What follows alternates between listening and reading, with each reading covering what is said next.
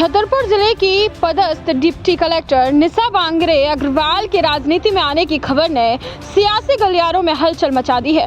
खबर ये है कि वो मध्य प्रदेश के बैतूल जिले के आमला विधानसभा क्षेत्र से चुनावी मैदान में उतर सकती है।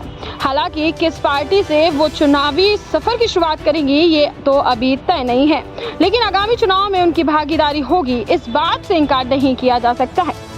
दरअसल डिप्टी कलेक्टर निशा बांगरे अग्रवाल वर्तमान में छतरपुर जिले के लवकुश नगर की एसडीएम हैं और अपनी सरल सहज कार्यशैली के लिए जानी जाती हैं। उन्होंने बताया कि बतौर डिप्टी कलेक्टर उनकी पहली पोस्टिंग बैतूल जिले में हुई थी और वहां लगभग 3.5 साल का कार्यकाल उन्होंने गुजारा और इस दरमियान आमला में भी उन्होंने अपनी सेवाएं दी। वहां की जनता उन्हें बेहद स्नेह करती है और उन्होंने अपने कार्यकाल में सामाजिक न्याय और समाज के अंतिम छोर तक के व्यक्ति को शासन की योजनाओं को लाभ दिलाने व न्याय दिलाने को लेकर कोई कसर नहीं छोड़ी थी और यही वो वजह है कि मीडिया व अन्य सर्वे में आमला की जनता को उनमें अपने जनप्रतिनिधि का चेहरा नजर आ रहा है। हालांकि प्रशासनिक पद पर रहते हुए निशा बांगरे अग्रवाल स्पष्ट रूप से यह नहीं कह पा रही कि वे किस पार्टी से चुनाव लड़ेंगी, लेकिन उन्होंने इशारों में यह जरूर कह डाला कि वो चुनावी मैदान में उतरने का मन बना चुकी हैं। उन्होंने ये भी बताया कि प्रशासनिक अधिकारी हो या जनप्रतिनिधि, सभी माध्यम अपने स्तर पर श्रेष्ठ होता है, बस काम ईमानदारी सजगता से किया जाए। प्रशासनिक अधिकारी के तौर पर मैंने अपने कर्तव्यों का निर्वहन किया है, लेकिन अगर इससे अच्छा मुझे मौका मिलेगा तो मैं उस पर विचार करूंगी, क्योंकि हमें हमेशा प्रोग्रेसिव थॉट पर होना चाहिए। बैतूल ने मुझे अलग तरह के अवसर दिए, जनता की आवाज़ है, जनता से नाम निकल कर आया है। अगर मुझे उस लायक समझा जाएगा और इससे अच्छा कोई अवसर मिलेगा तो अपनी माटी के लिए मैं अपना तन मन धन और जीवन कुर्बान कर दूंगी।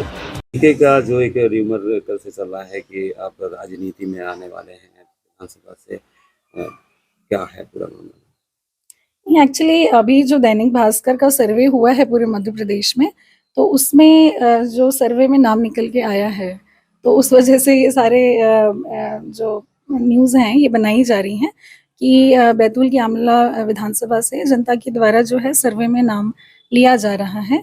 तो एक शासकीय सेवा में होते हुए मेरी तरफ से ऐसा कोई स्टेटमेंट नहीं है, लेकिन इस तरीके के सर्वे में नाम आ रहा है।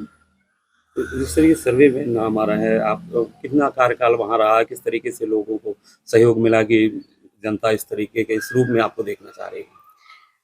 देखिए, मेरा तो हमेशा से ही यही उद्देश्य रहा है कि भारतीय संविधान की जो मूलभूत बातें हैं उसको हम लोगों तक पहुंचाएं और उसके लिए कार्य करें।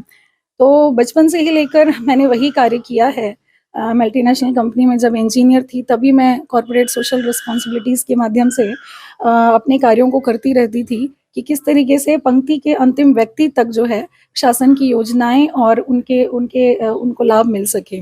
उसके बाद डीएसपी में भी मेरा चयन हुआ, उसके बाद डिप्टी कलेक्टर में चयन हुआ और पहली बार मुझे बैतूल में पोस्टिंग मिली।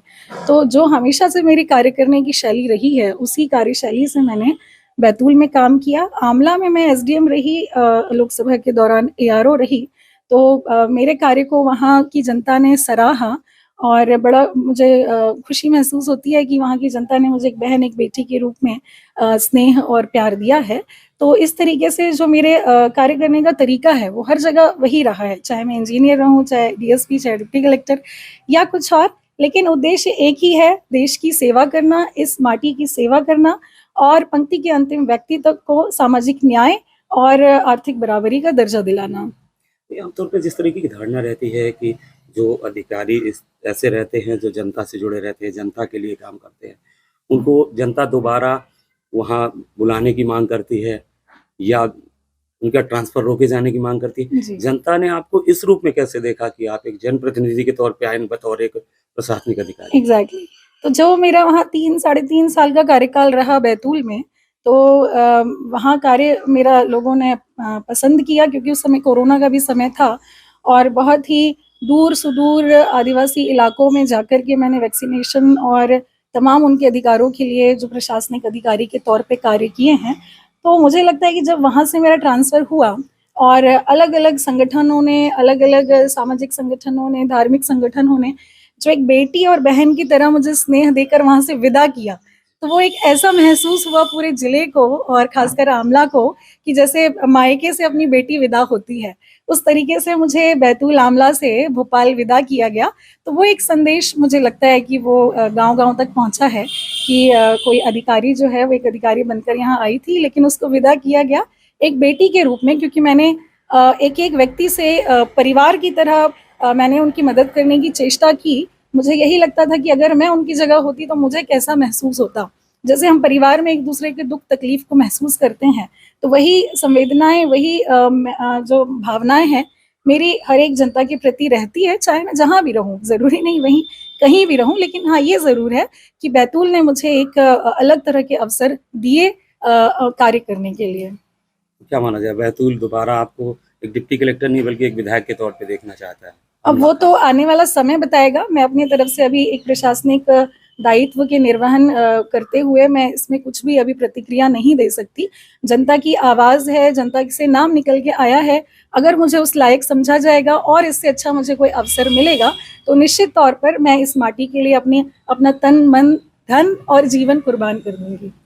एक डिप्टी कलेक्टर के तौर पर नहीं, एक सामान्य महिला के तौर पर अगर आपसे पूछा जाए कि आपकी पसंद क्या होगी? डिप्टी कलेक्टर एक प्रशासनिक अधिकारी बेहतर काम कर सकता है जनता के लिए, अंतिम छोर के व्यक्ति के लिए, या फिर एक जनप्रतिनिधि ज़्यादा बेहतर काम कर सकता है? नहीं, देखिए, सभी माध्यम अपनी अपनी जगह श्रेष्ठ होते हैं। एक इंजीनियर भी उतना ही अपने देश के लिए कर सकता है जितना कि डॉक्टर, वकील, एक IAS, IPS, सभी लोग अपने अपने स्तर पे अगर अपना काम ईमानदारी से करें, सजगता से करें, तो हर काम महत्वपूर्ण है। तो मैं ये बिल्कुल नहीं कह सकती कि एक अधिकारी के तौर पे मैं नहीं कर पाती हूँ, मैं ज़रूर कर पाती हूँ। लेकिन निश्चित तौर पे अगर इससे अच्छा मुझे मौका मिलेगा तो मैं उसके बारे में सोचूंगी, क्योंकि हमें हमेशा प्रोग्रेसिव थॉट का होना चाहिए। तो मेरी प्रगतिशील विचारधारा है।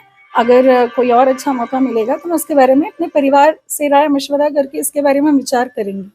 अच्छा मैम, जो अगर जनता में आमला की अगर आपको चुनती है तो क्या जनता के बीच में रुख रहेगा? क्या उनकी इच्छाएं होंगी जो उसमें आप फ्री उतरें? देखिए, मेरा जो ध्येय रहा है हमेशा से देश सेवा, देश की सेवा करना, तो यही मेरा लक्ष्य रहेगा। शायद हर किसी को यही उम्मीद होती है कि एक अधिकारी या फिर एक प्रतिनिधि करने वाला व्यक्ति जो है वो उनकी आवाज़ उठाए, जो उनकी तकलीफ़ें हैं, जो उनकी समस्याएं हैं, उनका निदान उन्हें मिले। तो निश्चित तौर पे जो जिस भी एरिया में मैं रहती हूँ, चाहे वो कोई भी दायित्व हो, देखिए पद एक माध्यम है, पद मेरे लिए सिर्फ एक माध्यम है, कोई बड़ा कोई छोटा पद नहीं है। मेरे लिए सभी पद एक समान है, पद एक माध्यम है। अंतिम लक्ष्य यही है कि संविधान की आत्मा को विस्थापित करना और हमारे जो पंक्ति के अंतिम व्यक्ति हैं उस तक पहुंचना, यही मेरा उद्देश्य है। अच्छा मैम, कोई पार्टी विशेष जो अभी रुख समझ में आया हो आपको, किस पार्टी से अगर आगे प्लान बनता है ऐसा कुछ? नहीं, देखिए, अभी तो एक प्रशासनिक दायित्व होने के तौर पर, एक अधिकारी होने के तौर पर मैं इसके बारे में कोई भी प्रतिक्रिया नहीं दे सकती हूँ। हालांकि सभी पार्टीज़ जो हैं वो अपने अपने लेवल पे सर्वे कर रही हैं, जो मेरे सिद्धांतों के साथ और मेरे जो विचार हैं उतनी अगर मुझे स्वतंत्रता मिलेगी तो मैं विचार करूँगी। अभी सिर्फ नाम आया है, मैंने अभी अपना स्टेटमेंट नहीं दिया है कि मैं नौकरी छोड़ करके बिल्कुल अभी तमाम जा तरह ही की रही ऐसी हूँ। भी खबरें आ रही हैं कि इस्तीफा दे रहे हैं, आप इस्तीफा दे रहे हैं। समय आने पर देखा जाएगा। अभी फिलहाल कोई ऐसा इस्तीफा देने वाली बात नहीं है। फिलहाल की खबर में इतना ही। आगे खबरें जानने के लिए चैनल को सब्सक्राइब और बेल आइकन दबाना बिल्कुल न भूलें। खास खबर बुंदेलखंड के संवाददाता छतरपुर से राजेंद्र सिंह की रिपोर्ट। ऐसी खबरें जानने के लिए बने रहे सिर्फ बुंदेलखंड। शिवांगी तिवारी के साथ जय राम जी की जय बुंदेलखंड।